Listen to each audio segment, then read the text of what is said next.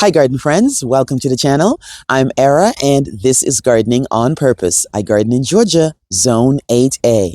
For today's video, I'm actually going to be protecting a few plants. We're expecting some freezing rain. Temperatures are going to drop. As you can see, I have my black jacket back on again. I thought I was done with it for the season, but we have been getting 80s, and now we're going to be in the 40s and 20s and 30s range this week. So a lot of the things that I upstarted or jump started, potatoes or anything that's sensitive, I will be protecting.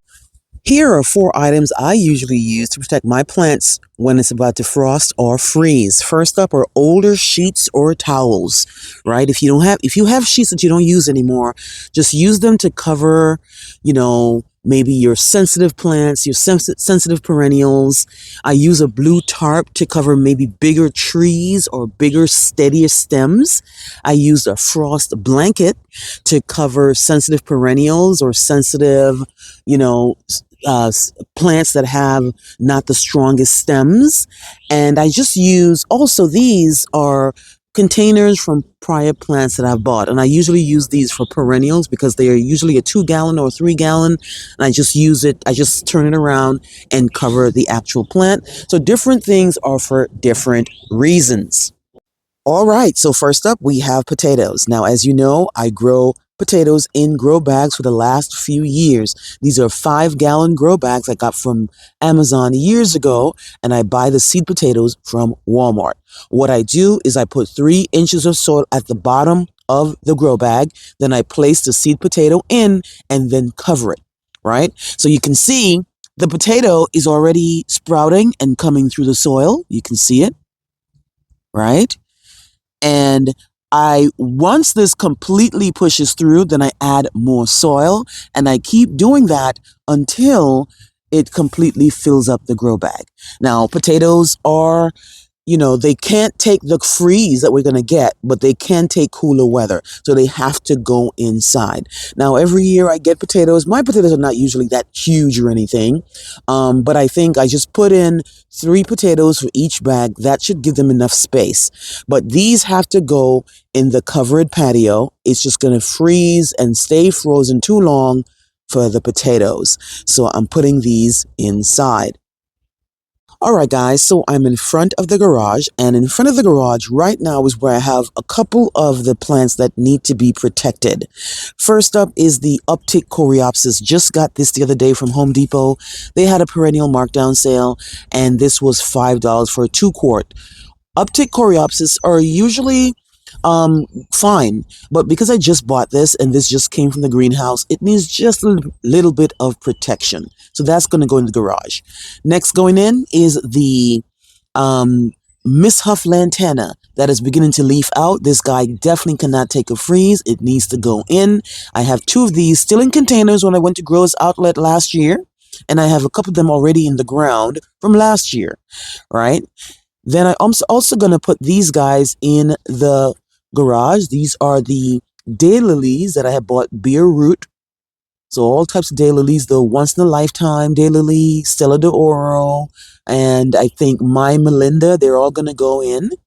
Then I also have this guy here, which is a Weigela that I bought bare root from Sam's Club. That needs to go in, right? I also have some bulbs in here. This one here is going to be a, this one's going to be a lily. This is Stargazer lily right here, right? And because it hasn't sprouted, so I need to protect it. Now, anything else here I think should be fine. These are daisies that have been out here for a while, but I'm just going to do one swoop and put them all in the garage so that I can just not worry about anything, especially since they're in smaller containers. Now, as you know, the smaller the container, the more easier it is to get damaged because there's not a lot of protection with soil to protect the root. So smaller containers will get damaged easier than something that's probably in a 5-gallon or 3-gallon or something. So Coreopsis, Lantana, Weigela, and the daylilies are going in. This guy here, the Color Guard Yucca, he is quite fine. So not worried about him at all.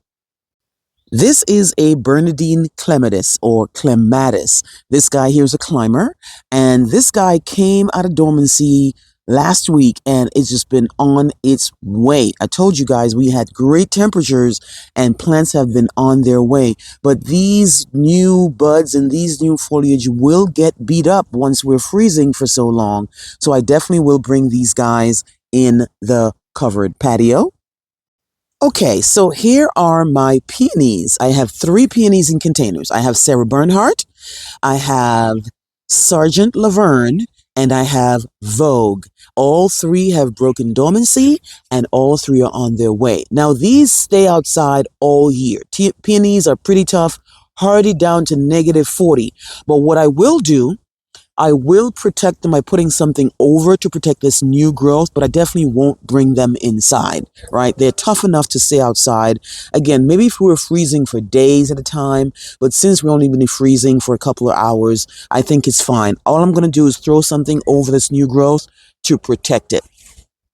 Next up, we have some allium bulbs that I planted. I got bulbs last year, bought them, planted them in the containers this year because every year I buy allium bulbs because I think they're so pretty, but they never do well in the clay. So I decided this time to put them in the containers. They've sprouted and I'm going to try to protect them to hopefully get them to bloom for me this year. I am very happy to report that my Daphne Adorer is starting to do some blooming, guys. Look at that. Now, remember, I talk about this plant all the time. Got it from Growers Outlet last year. I haven't had it in a long time. I know this plant has a reputation of being difficult to deal with, and so far, so good. It was pretty small for $18. When I came out and saw this, I was like, I have to record this, guys. Now, this is definitely going to need some protection. This just came out, so you know the freeze is going to do something to it. So I have to protect it. Now, with something like that that's so small, I'm just going to use one of the containers that I already have here and cover it. Now, that does, it actually gives it a couple of degrees of separation from the freeze, right? And it makes it breathe because you see these holes at the bottom. So what I do is I just cover it just like that. I take my time and I put it over it and I cover it. And once the freeze is gone, I come back out and I take it off. It gives just a little bit of protection because, you know, Daphne Adorers are pretty hardy. They do bloom in the winter, so they don't mind the cold terribly, but the freezing, and especially with a new flower on there, I definitely want to protect it. Anything that's flowering is also potentially going to get damaged. So here is a encore azalea. This is the autumn bonfire that is completely budded up. It's probably going to get damaged, guys, but I have so many azaleas that are budded up or blooming. That one is the bonfire. Here is the majesty, completely budded up. I'm going to try to see if I can find any more sheets or any more towels that I can use to give this some sort of protection. Now, here's the autumn lily that is not completely budded up. It just started. Here's another bonfire. So the bonfire usually is one of the earlier ones to bloom, right? So this is in the side yard. Here is my Laura pedalum, the Chinese fringe flower. This one probably got a little bit of a beat up, but again, it's fine. And then over here, I wanted to show you my Yoshino cherry. Here's my Yoshino cherry, guys. Here it is. And it's all budded up with blossoms, right? So this one might get a little bit of a damage, and I definitely will show you the after photos so you can see exactly what happened. All right, further down on the side yard, roses are fine, clarias are fine, no problem there whatsoever. Now, anything that was recently planted is potentially going to get damaged, right? And that's fine because I could cover these. Here's another one here. Here's a beard tongue that I could cover. Right? These are butterfly bushes that can take the freeze. That's fine. They are semi-evergreen for me in my yard all year round anyway. Here is a white wedding hydrangea that is beginning to leaf out. I have a lot of them. I can't possibly protect them all. But even if they get damaged, to be honest with you guys, even if they get damaged, they will bud back out and continue to grow, right? Here is a geum that has been growing. That's probably going to get cut back. Hit back a little bit. Autumn sedums, they're fine. more beard tongues are fine. Here is my weeping cherry tree that's in a container, and I just saw one little bud. Here it is. This is the weeping Yoshino cherry. Here's that one bud, that one flower. So it probably will get beat up. I could take this in the garage, but I don't think it really matters, to be honest with you. The GMs are really taking off, guys. And you know what? I'm not surprised by any of this. We are in Georgia. We're in zone 8A. We do get a time when we get really, really nice. Things start to really grow, and then they begin to get cold and things get damaged. But so far, so good, guys. Now, here are some apple trees. Remember, I bought these Columnar apple trees from Home Depot, and they are beginning to leaf out. I bought 3 of them, and not only are they leafing out, I'm seeing flowers as well. So this is what they're looking like right now. So I definitely will probably throw a frost blanket over these to protect them. Don't expect these to do too much this year in reference to producing anything, but I definitely want to protect the plant. And so far, it's looking great.